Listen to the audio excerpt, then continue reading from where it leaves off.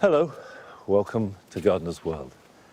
As we move further into autumn, inevitably the garden starts to fade. There are fewer and fewer flowers, the colour is slipping away, and there is that sense of almost losing the garden. But there's one part of the garden, and one group of plants in particular, that actually gets stronger and better now, and those are grasses.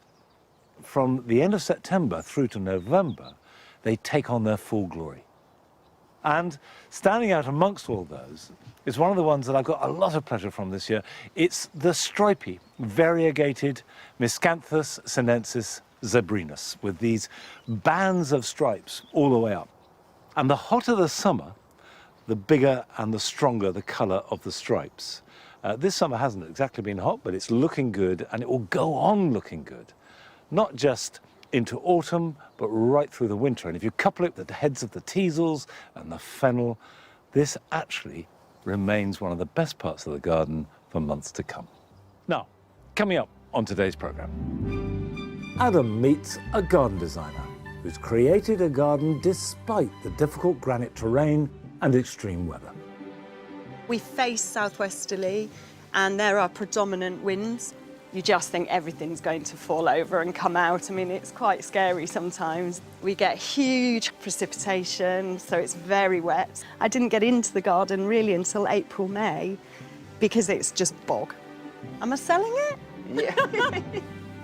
Sue is harvesting her veg and preparing for the season ahead. In 40 days, this daikon has gone from seed to maturity. These are my pride and joy. I'm really looking forward to tasting them. We're shown round a coastal garden, which has a rich array of drought-loving plants. I absolutely love this combination of plants. Colour-wise, they work wonderfully together, and structurally, they also look very good as well.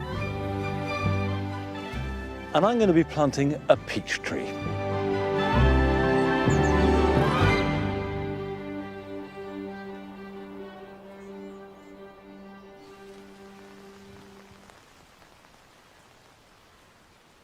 October for me is dominated by apples. Now, if you grow your own apples, then you want to try and keep them. But storing them needs a little bit of care and attention. And when you pick them, if you just lift them gently, they should come away. Well, that isn't coming away in my hand, so that's not ready. Let's try this one here. Yeah, that just gently clicked off in my hand. They're more robust than pears, but don't drop them on the ground. Put them into whatever you're gathering them in, because any damage will at very best limit their storage time, and at worst will not only damage the apple you pick, but all those around it.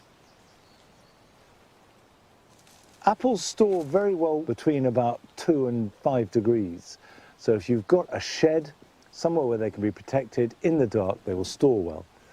And I could be eating this when the tree that it came off is blossoming, ready to produce more fruit.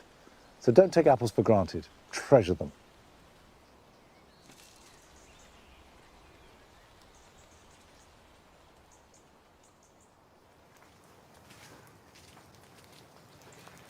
Obviously, if you're storing apples, you take them off the tree. But when the weather is like it is, you inevitably get windfalls, apples all over the ground. If you pick up a good apple, let's just take something like that, it looks fine. And you think there's nothing wrong with this at all, I can store it and it'll keep. It won't. Just the very act of falling from the tree and hitting the ground will bruise it, and the apple will rot, and that rot will spread to other apples. And I'm being watched avidly by my assistant because nobody loves apples in the world more than Ned. However, you can't have this. Now, if you've got one like that, you can either eat it straight away, or what we do with the cookers is peel them, stew them, and then freeze the stewed apple. So try not to waste them. Compost the ones that are beyond redemption, and any that you do leave on the ground will be eaten by the birds. Now, Adam has been going around the country visiting gardens made under extreme conditions. And he's gone down to Cornwall to visit a garden just outside Falmouth, which was made despite quite fierce odds.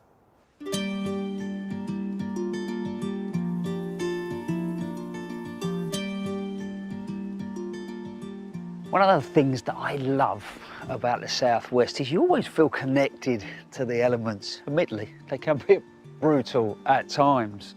I'm just about to meet a gardener that has experienced it all. But looking at that, I'm not sure she'll be put off easily.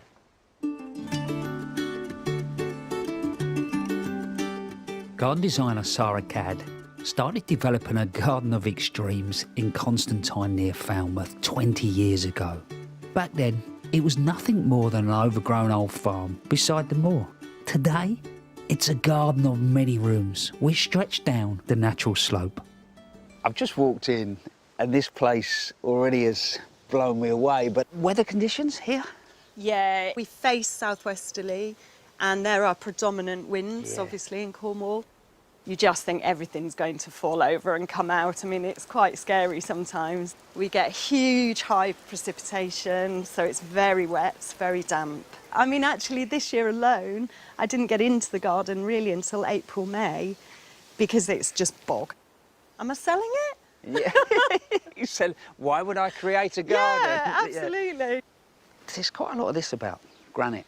There's a lot of granite. We're on a granite stream, and wherever you dig, you're going to dig up granite. So sometimes you can't do what you want to do because you're literally on a 2-metre sized boulder. Yeah, but it looks like you've sort of raised certain areas. Is that to deal with water or? Yeah, so we flood fairly often.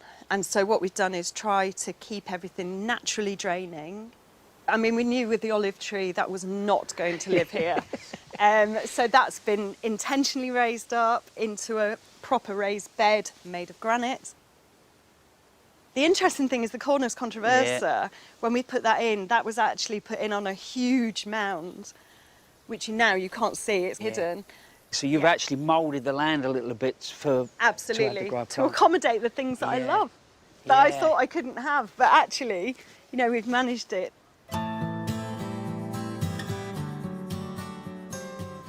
Sarah started with her boundaries, using the existing Cornish hedges and farm walls, adding tall trees and dense shrubs to create a shelter belt. But introducing her own plants still wasn't easy. So I was going to ask you about the pH of the soil, and I've just seen the blue hydrangeas, so I'm presuming very acidy? Really acid, so pH 5. Yeah. Tricky to work with, but these love it.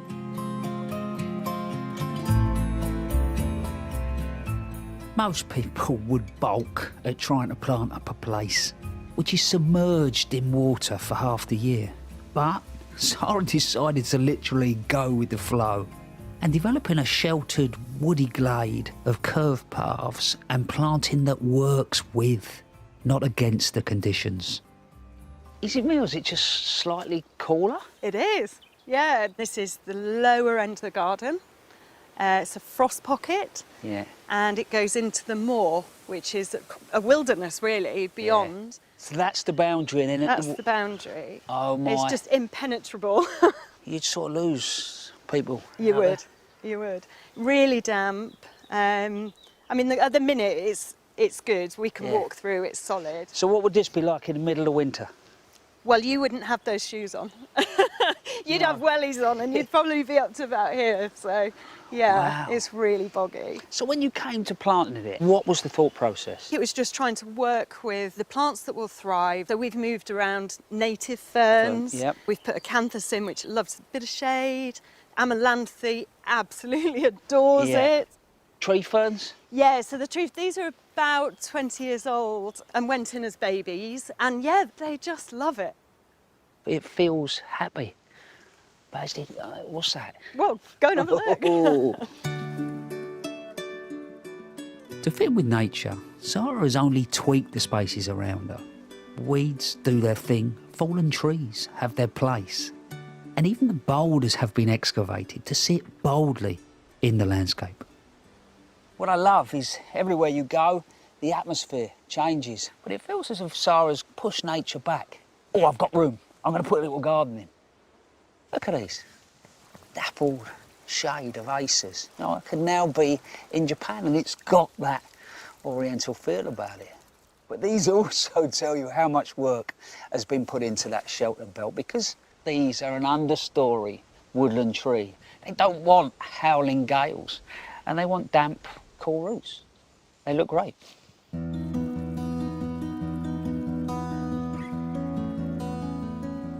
In some areas, Sarah's put a lot of thought into how to harness the conditions and still grow the things she loves.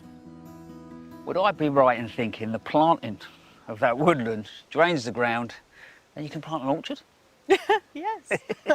But we didn't know that to begin No. with. So, you know, we sort of got it wrong before we got it right, but we realised that this has made an enormous difference because So- it's a frost pocket. Ah, right. It's low. So you started down there, did you? Started down there with walnuts, Yeah. slowly crept up. But the great thing is we've used Cornish varieties, so we hope they're going to be a little bit more resilient. Which is a brilliant way to think about a fruit tree. That idea of regional, you know, they come from here, they should Yeah, work. absolutely.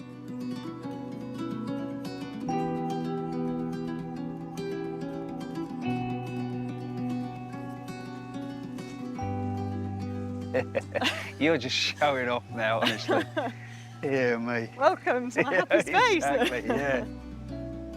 So actually, reality, if that hedge wasn't there, this wouldn't be possible, would it?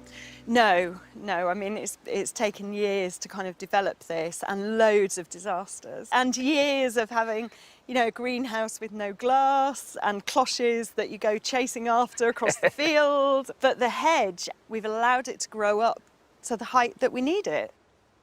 Why? Why did you create a garden here? I was born in Wales to a sheep farming family, Yeah. and I just needed to be on the land. I love the elements, and I love getting soil under the nails, and, you know, just getting stuck in. Yeah, so it is Yeah. that connection. And I can see that you've toiled, you know, you've put that work in. It all looks like it belongs. Honestly, it's brilliant. It really is. Thank you very much. It's 20 odd years of love.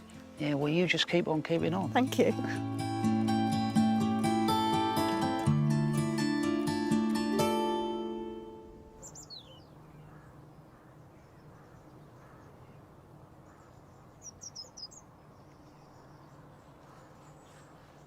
If you've never had a really wet garden, it's hard to imagine just how wet and sloppy and muddy it can be.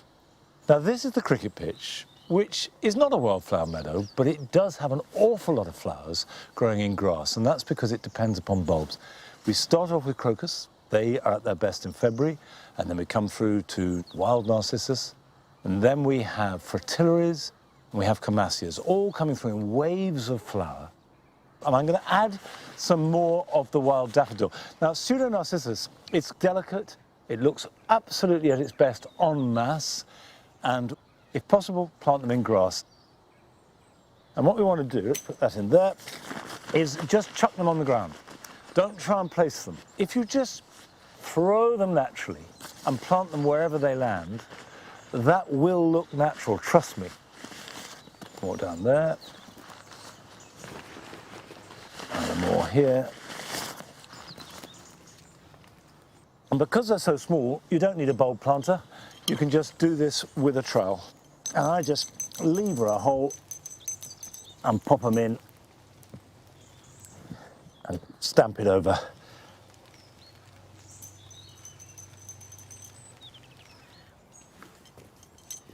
Having been to Cornwall, we're now going to the other side of the country, where Henry Agg's garden has very different conditions indeed.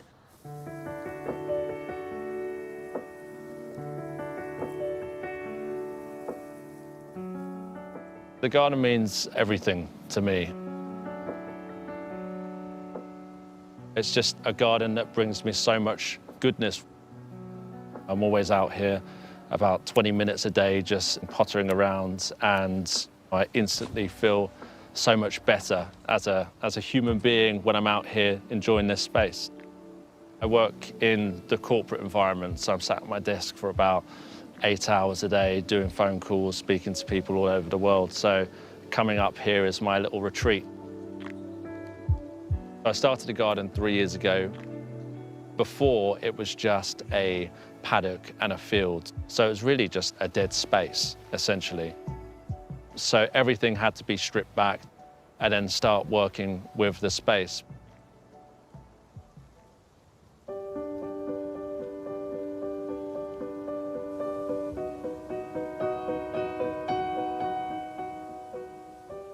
We're in Brighton, East Sussex. We're about a mile away from the coast.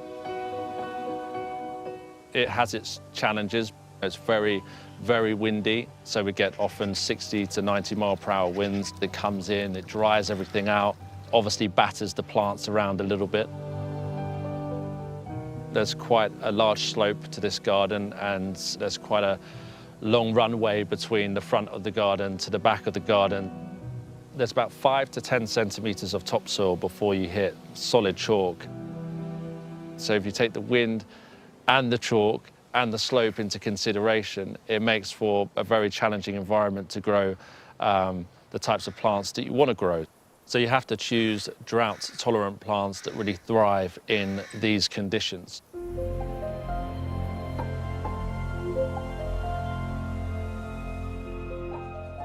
I absolutely love this combination of plants and this area of the border specifically. This is Helenium Moorheim Beauty, and it just adds that firecracker of a colour, and it looks lovely all summer long. Echinops here, the globe thistle, this is Echinops Rytro, which is another firm favourite of mine. All the way through the middle of the border, I've got this sea of Verbena bonariensis, and I let that self-seed throughout the border, and it just creates a nice naturalistic look to the garden. When you think about planting up a bed and you're thinking about planting design, you want to make sure you choose plants that offer something different. So this Helenium flower is very different to this Echinops, but also the Perovskia just adds that upright flower spike, which combines and just adds different heights, different textures. And then the foliage is something else as well. So you've got this thistle-like foliage with the Echinops against this more softer foliage of the Heleniums. And then the grasses as a nice backdrop and adding that height and structure further up. So as a group, colour-wise, they work wonderfully together, and structurally, they also look very good as well.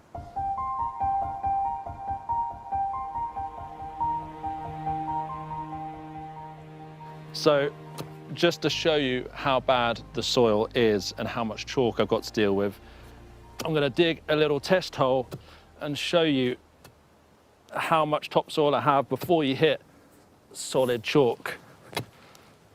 And as you can see, it's not very long before you get big lumps of chalk like that. Not even 5 centimetres of topsoil before you start hitting this stuff. So as you can imagine, with chalky conditions like this, I've had to really work on improving the soil. I have access issues getting stuff up here. When I built the garden, I don't know how many wheelbarrows or how many things I was pushing uphill.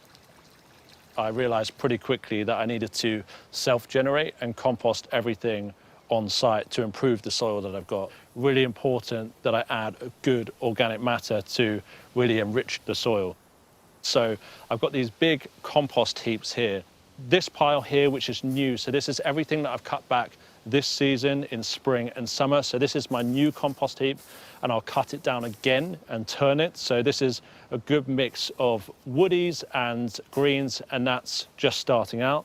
This one is everything I cut down in winter and early spring. It's already had about 4 months of decomposing, and it's already starting to break down really nicely. And this is the finished product. So this is what I mulched my borders with this autumn and winter. And as you can see, it's a really nice texture and really good as a mulch for suppressing weeds and also keeping moisture in. There really isn't anything more rewarding than making your own compost.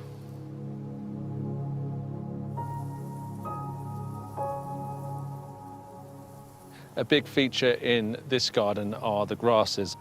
This one, Stipa gigantea, is perfect for the windy conditions I have because the wind comes in and it can blow straight through it, and it takes an absolute battering but stands up well to the test.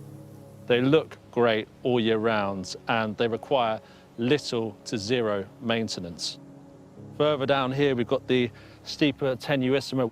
Love the way that it just moves in the wind.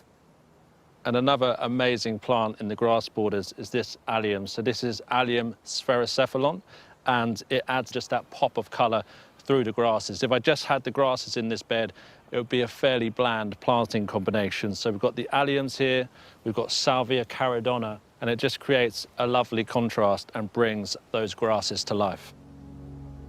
The alliums are doing very well here. They seem to love it. In year 1, they were all roughly about this size, actually.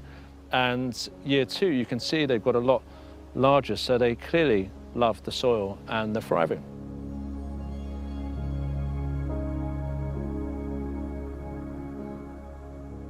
Throughout the mid layer of the border, I've planted a river of buddleia. So you can see I've got more compact varieties of buddleia, like this one called Miss Ruby. It has these amazing magenta blooms, and it looks absolutely fantastic all summer long. It attracts all of the butterflies and all of the bees. Buddleia responds well to deadheading. If you keep deadheading it, it will give you more flowers throughout the summer. And if you don't want it to self-seed absolutely everywhere, then I encourage you to deadhead it. As you can see, this flower is pretty much faded and the seeds have already started to dry up. And you want to stop that. If you want to stop that from self-seeding everywhere, it's best to start deadheading it now. I think buddleias are probably the most underrated shrubs. You know, people often think about them as more like weeds that self-seed everywhere, but actually grown in the right conditions and grown in the right place, they can be a really good plant for the mid-layer of the borders. And I think it's been one of the most worthy plants of the garden so far.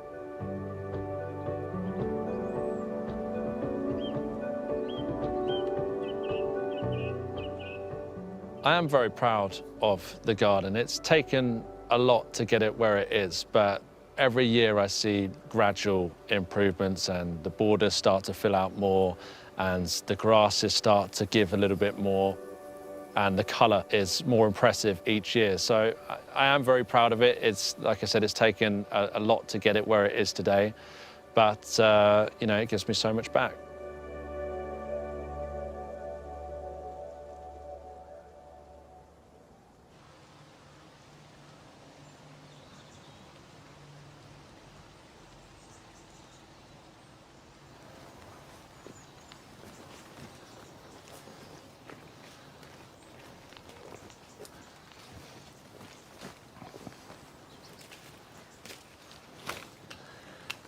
It's fascinating because I was brought up as a child in a garden that had soil exactly like Henry's, very thin topsoil and then solid chalk.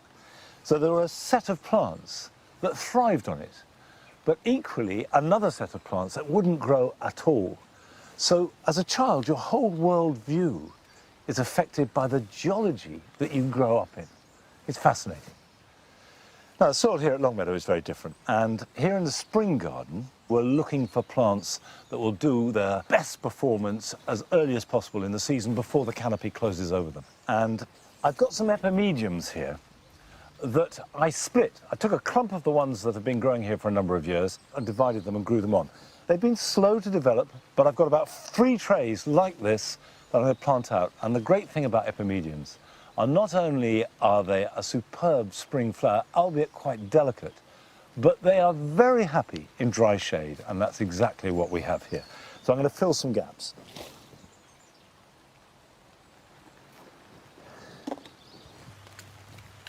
Epimediums are one of those plants that are always going to be a support player, but they are the perfect woodland plant that complement a scene.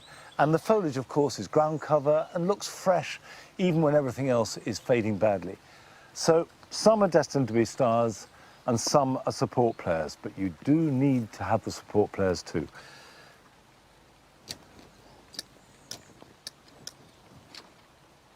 Right, I've got quite a lot to get in, and there are bare patches all around here I want to fill. But still to come on today's programme. Sue is taking stock of her vegetable garden whilst making plans for next year. This is Akebia quinata. It's scented. So if I'm sitting here, which I intend to, it's going to give me a lovely waft of spring while I'm relaxing. But first, we're going to join Nick. He's gone to Sheffield to visit a garden that is, by any standards, experimental.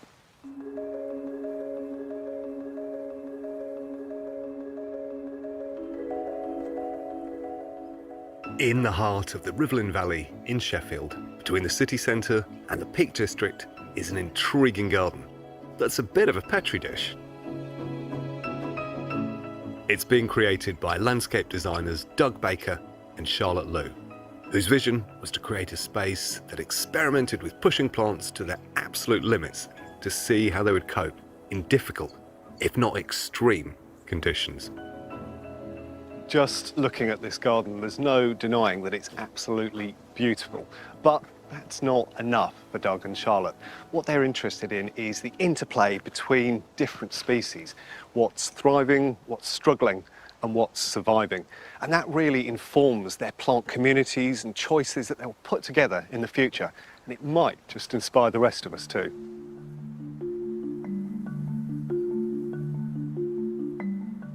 Charlotte, Doug, this is an extraordinary space, but it's really far removed from a typical garden. Why have you approached this planting in this manner? Each of the planting areas across our site is inspired by a particular group of plants in the wild, and we're trying to take some sort of design cues and some inspiration from those landscapes and then add a few flourishes of our own.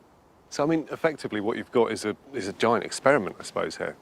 Yes, it is, because we really want to try test our ideas to see what will happen, and not always successful, but anyways, doesn't matter. We could always learn from our failure. We try to celebrate the natural look of the plants in their different life phases.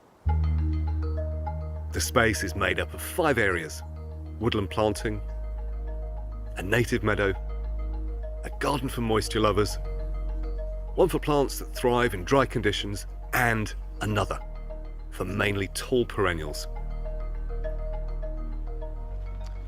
Doug, you've brought me into your woodland sort of experimental planting area, and I have to say, what's fascinating for me is that you've got plants in here that I wouldn't necessarily expect to see in a woodland setting, and they're behaving in really interesting ways. So you've got a lamium down here, a dead nettle, and I confess, when I first saw it, I didn't even know what it was. I've never seen it taking on that colour at this time of year. How have you done it? Well, I guess that's probably a bit of a stress response to the very dry June we had this year. Brilliant plant, and sort of really emblematic of the type of thing we want to grow. It's what you call a near-native plant. It's a plant that grows in similar habitats across Europe, and possibly if it wasn't for the last ice age, it would be growing here as well. We've got it growing nicely there with hart's tongue fern as well, and it's making a really nice combination. But that colour with the light shining through it at the moment is fantastic. Yeah, and I guess it's a really dynamic plant in as much as, you've got that fabulous foliage in spring, huge pink flowers, and now it's doing this thing. But next to it, I see yet another plant I'm surprised to see in this setting, Dimera peltata. I always think of it as almost a semi-aquatic, or as it grows on the edge of a lake, but you've got it looking glorious in this woodland setting. Yeah, it's one of those things. If you look where it comes from in the wild, it grows in damp ditches, but they're seasonally dry. So it's ecologically capable of coping with dry periods. So there's no reason it can't grow in a setting like this. As long as it's shaded, it doesn't get completely dried out. It works really well, and it's a great structural plant to use to sort of anchor together and root together the rest of the froth that's happening in the woodland at the moment. They filled the damp area with traditional moisture lovers, but they're testing Scabiosa alpina, a beautiful statuesque scabious that enjoys a good soil but can tolerate a little shade too. However, their native meadow proves why their experiments are as much about failure as success. This is quite the contrast, Charlotte, to the rest of your kind of planting schemes and experiments, and this is basically a native meadow, right? Yes, we found it so challenging to establish because, you see lots of people say, oh, you just sprinkle some seeds and then you wait for a while and you have these wonderful flowers coming up. But of course, this is not true. If you study a little bit more and you understand, meadow basically is a scientific project. Now, you did tell me earlier that you tried growing allium non-native in the meadow. What happened? Yes, I had this beautiful dream. One winter, I just need myself a plant literally 985. And the first year, okay, some came out. And the next year I thought, well, I will have lots. But no, not even single one. What's fascinating to me is I can see less than 10 metres away in your perennial mix over there, you've got the drumstick allium and growing perfectly happily. Indeed. But you're working with plant communities, and this community as a base, the thickness of the grass is just not right for the allium. The final area is trialling a combination of plants that normally thrive in hot, dry conditions. This area kind of sits in stark contrast to the rest of what Doug and Charlotte have created, and it's essentially a man-made meadow, but it's made up of a whole series of different cultivated plants. But the interesting thing is that they've chosen predominantly straight species. So in other words, they're not selections, not man-made selections. They're as close to the wild plant as possible, but they come from all over the world. And the truly clever thing for me here is the way that they've made the matrix work.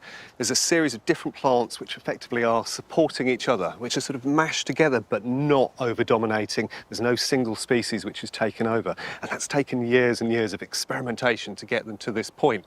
So plenty of perennials, plenty of grasses. There's a lot of colour now in midsummer. There's a whole series of species which will continue all the way through until the end of autumn.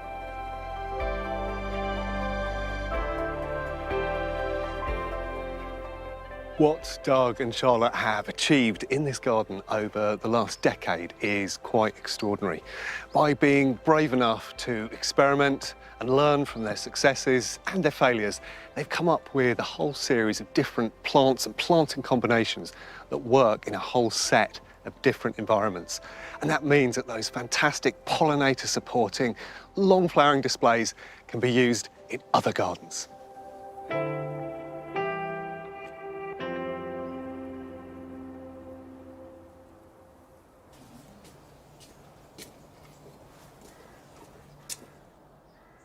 It's always fascinating to see how plants do adapt. And if any plant in your garden is growing where it shouldn't be growing and is doing really well, it's telling you something. It's telling you how it wants to be grown. And if that's different from what the book says or anyone else says, listen to the plant. That has got the right answer. Now, I'm going to plant up a container for winter interest. So this, I hope, will look good from today right through till next March or April, and then we'll have all the spring flowering plants coming through. So I'm starting with a good pot with good drainage, and as always, you want to make sure that those drainage holes don't get blocked up. Compost mix, peat-free, plenty of drainage. I've added some grit and some leaf mould. And for my centrepiece, I've got this juniper. This is a juniper called Squamata Blue Star.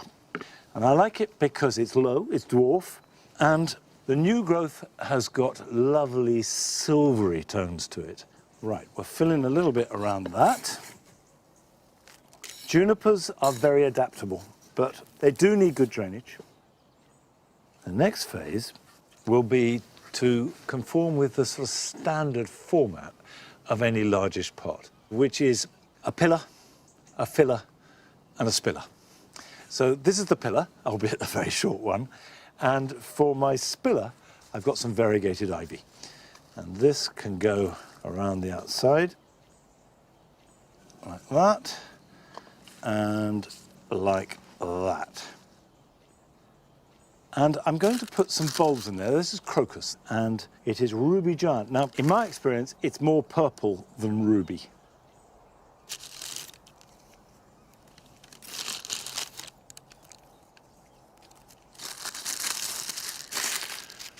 Right, I'm just going to cover over the crocus. And I've got one more set of plants to go in, which are the violas.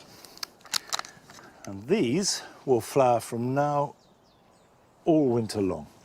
So we'll pop these in quite densely. Don't be frightened to plant them close together. And another there. Right, I'm just going to top up around them. I will water that, put it somewhere where it's going to get some sunshine. And I would advise raising it up slightly off a hard surface. And that will improve drainage. Other than that, you don't need to do anything. It's going to look good. And of course, it's going to be a really good source of nectar and pollen for winter pollinators. Now we're going to Coventry to visit Amanda Bicknell's garden, which has been an important source of both solace and hope for her.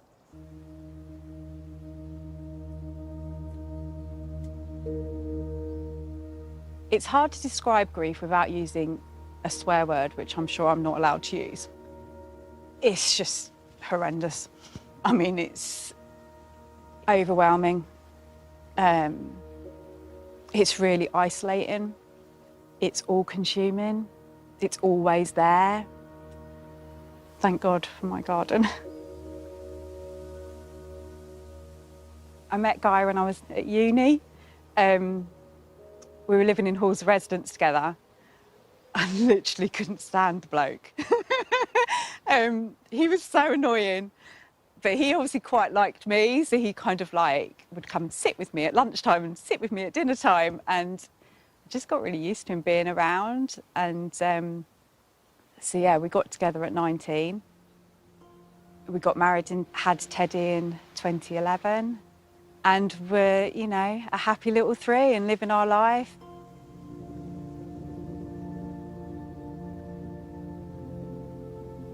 Then he was working, I don't know, like 12-hour days and stuff like that. And he was tired, and then he started to struggle with food. He managed to actually speak to a doctor. She said, well, we'll send you for some scans. And within a couple of days, then we get the call, and you know when you get the call and it's like, can you just bring some support with you? And yeah, it was stage 4 bowel cancer. It spread to his liver. Exceptionally rare, exceptionally aggressive. Christmas happened and he just went downhill really rapidly.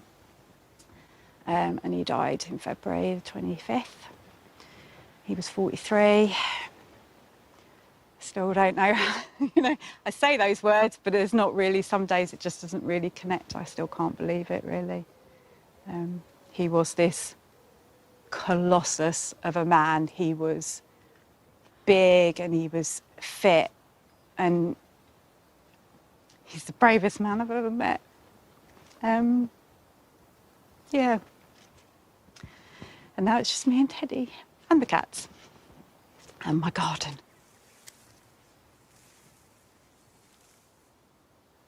We knew we wanted a Victorian house, and we'd looked at a few, and then we came to look at this one. And it was 100 foot.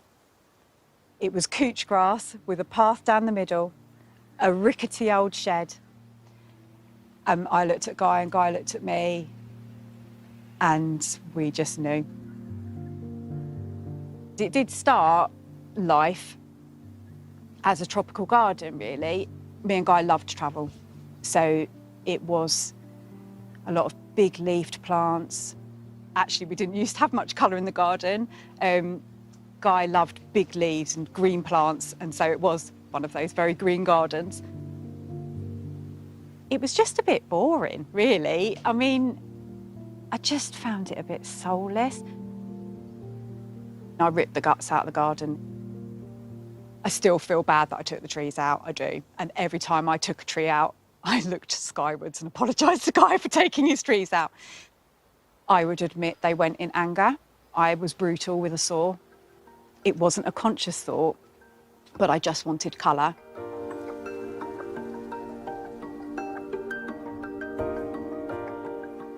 It is just a mass of colour. It's tropical, but a bit of a cheats tropical, really, because I use a lot of just quite normal plants, really. But I think as soon as you shove a banana in and a tree fern, it makes it look tropical.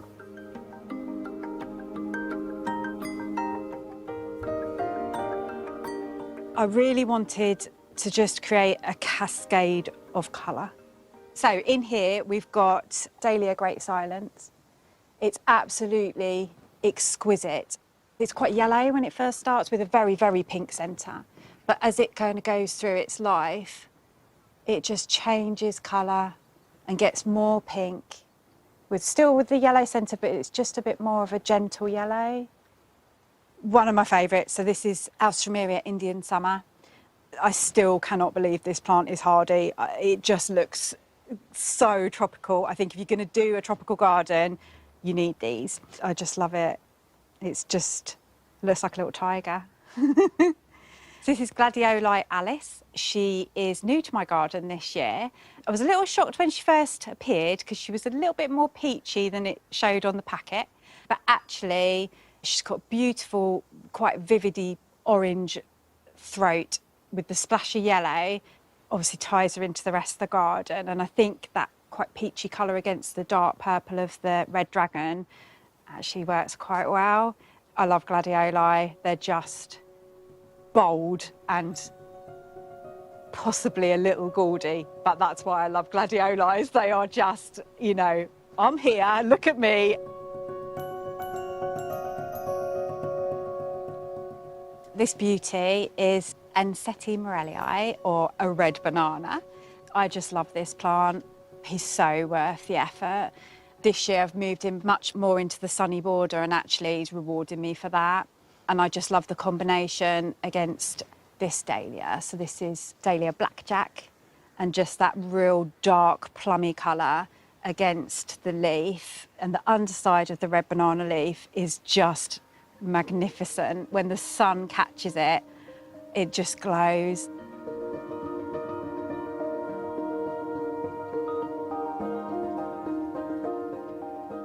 One of the reasons that I love this Helenium so much is that it starts very limey green buds and it slowly starts to take on more colour as the petals start to come out. They're quite orangey brown at this stage, but then they just get brighter and brighter. I love how many shades of red and yellow.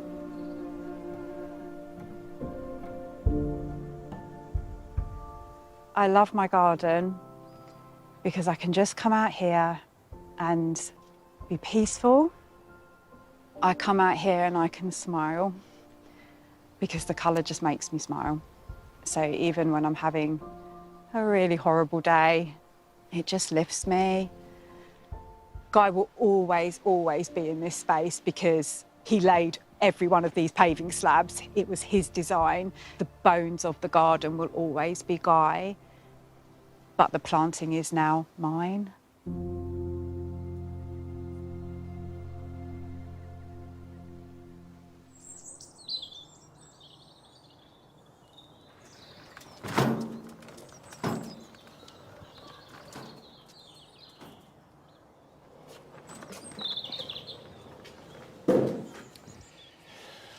Over the years, when people have talked to me about terrible personal loss and the subsequent grief, a recurring theme has been that gardening hasn't healed.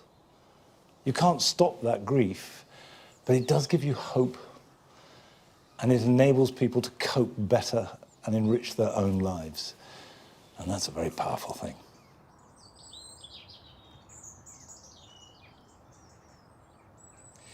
Now, I'm going to plant a peach. I've got one in a pot here, and I planted it this spring, and we had lots of peaches of it. They were really good, but this pot is too small, and once you get into a much bigger pot, it becomes hard to move around. So I'm going to plant it here in the greenhouse. And my plan, and it may not work, but I'm going to try, planting it here, training it up, and slightly fanning it either side, so it can spread out, have maximum branches, getting maximum light, hopefully for maximum fruit. Peaches and nectarines are a stone fruit. They're related in the same family as plums and apricots and greengages, and they like rich soil with very good drainage. Now, before I dig any further, I just want to take this out of the pot. You're going to come and help me, chap, are you? Right. There we go. Now, if I put that down in there, it's almost ready, but I'm going to add a little bit more grit.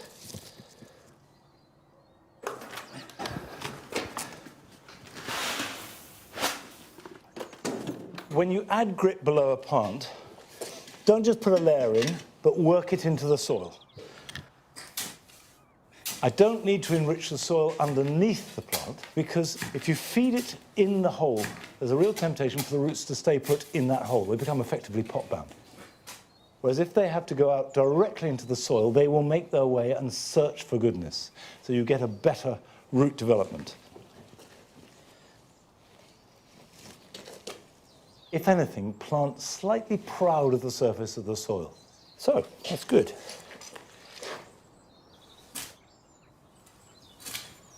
Right, that's it. When you're healing in any tree or shrub, put your heel down and your toe up and make a slight cone all around it. So that's good and firm. Give it a drink.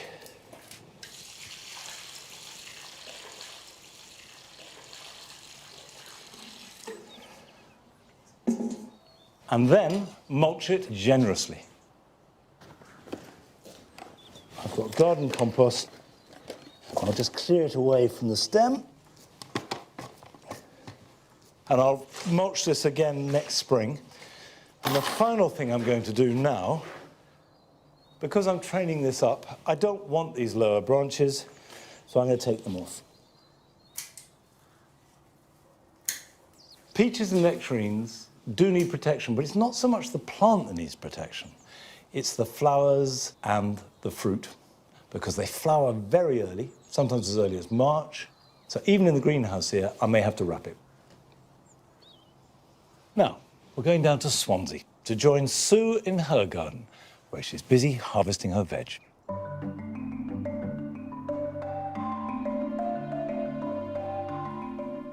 I don't mind if the weather is a bit changeable at this time of year, as it's all about the joy of harvesting all the lovely produce I've been growing. I have had a go at growing giant beetroot.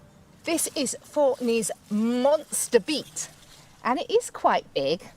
I have eaten some of them a bit smaller already, and I've slaughtered them up with fennel and some orange slices with a lime and cumin dressing, and they're delicious. This one's a bit bigger, so I think I might cook this one. In 40 days, this daikon has gone from seed to maturity. The caterpillars have tried their best, but the daikon has made it through. I can tell they're ready as they push up out of the soil to greet me. These are my pride and joy. I'm really looking forward to tasting them. Though I've got a great harvest this year, not everything goes according to plan. These King of the Ridge heritage cucumbers may be a little bit, well, wonky. I hope it tastes nice. But that won't stop me sampling everything and salvaging whatever I can, no matter how it looks.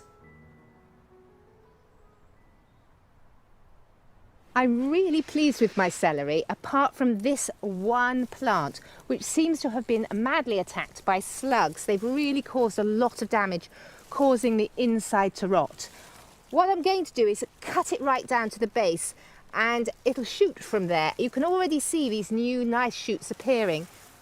It won't be quite the same as celery we've got here. The stems won't be as big, but it will provide lovely leaves for salad and stems for soups and stocks. I've got to use a big knife because I don't find small knives effective with my hands. And I'm going to cut it right down to the base.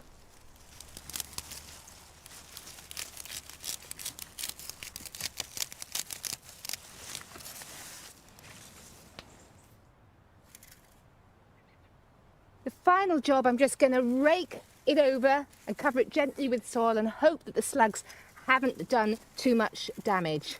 And a fresh new celery should appear within the next month or so.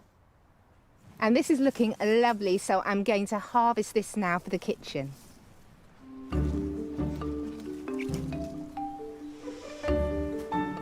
But for me, it's not all about the veg.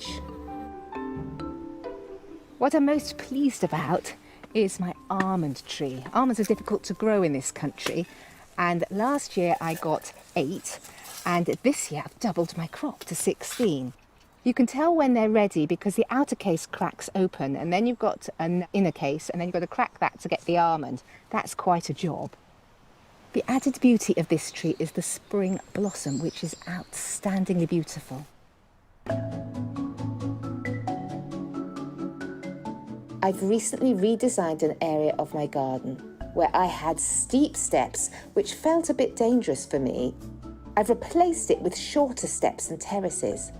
And while I don't yet have my full planting plan, there is one climber I want to put in today. This is efore quinata, also known as a chocolate vine, and most of us love chocolate. It's a semi-evergreen. It likes a very sunny position, and it's a very vigorous climber.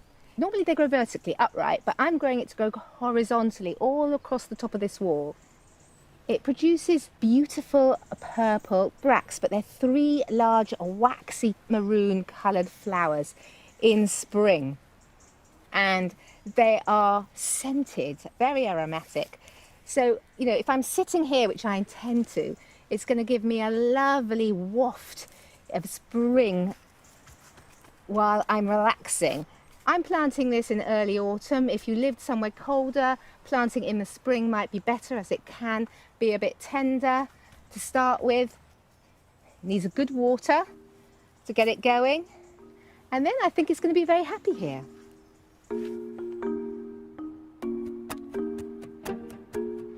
My last garden job today can often be a chore, but I'm quite excited about it. Fallen fruit can be a bit of a problem. I can pick them up with my feet if they're small, but it takes me ages, whereas this can be done in minutes.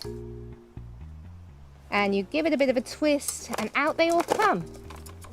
I'll use these conference pears virtually immediately. I'll cook them up with some attar of roses leaves and make a beautiful sorbet. Conference pears are notoriously difficult to ripen. The thing I look for is when they start to turn a little yellow, means they're nearly ready. And to ripen them, you pop them with a banana in a paper bag or put them on a sunny windowsill. I chose a conference pear because I wanted a lot of pears, and they are disease resistant to scab. They were developed in the 1800s because of that. And I get absolutely loads from here, nearly every year. And I love them.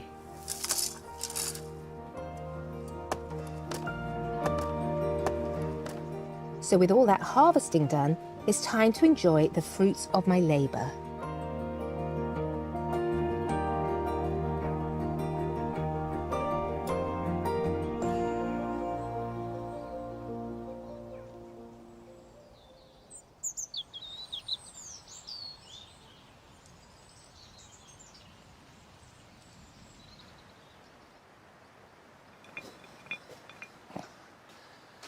Now, no excuses or apologies for planting more bulbs. It's a bulb time of year.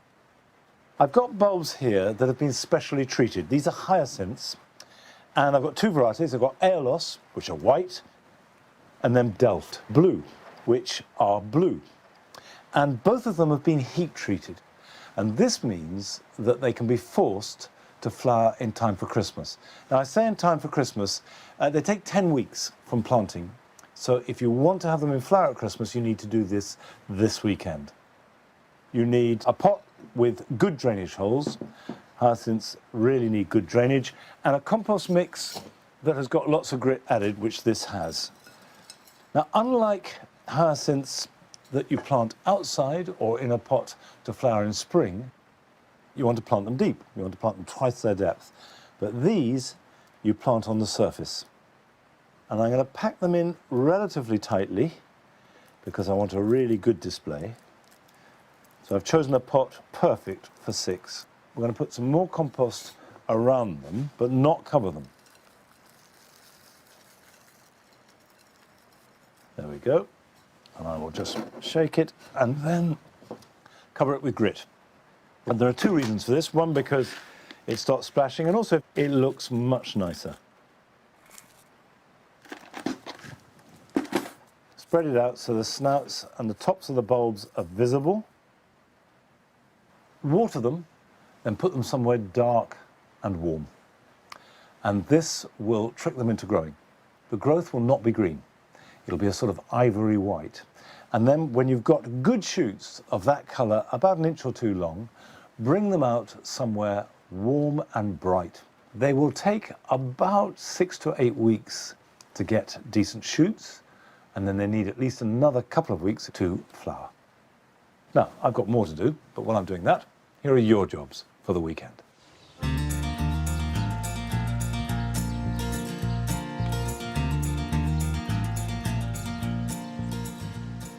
As we go into autumn, stone and brick paths can get slippery and very dangerous.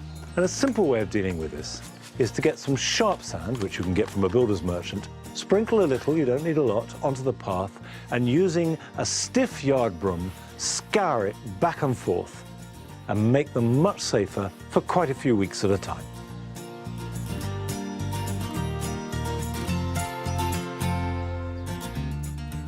This is a job to prepare you for next spring.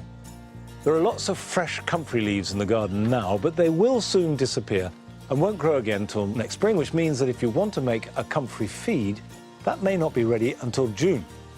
However, if you gather leaves now, cram them into a bucket, as many as you can, chop them up a bit, and then top that up with water, that will give you the material for a good comfrey feed that you can use as soon as plants start to grow early next spring.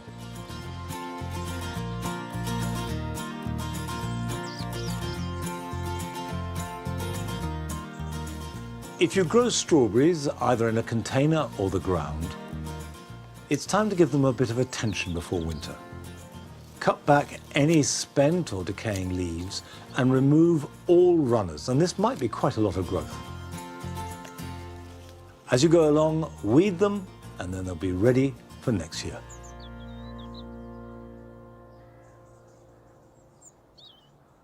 Well, we've had a bit of everything. We've had wild winds, torrential rain, and now we've got some sunshine.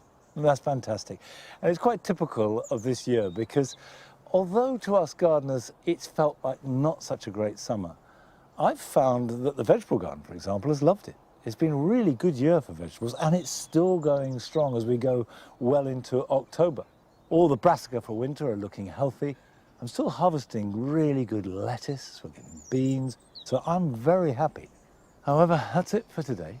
I'm away next week, but Frances will be hosting the programme from her garden, and you can join her at 8 o'clock next Friday. And I'll see you back here at Longmeadow, hopefully with good weather all the time, in a couple of weeks' time. Till then, bye-bye.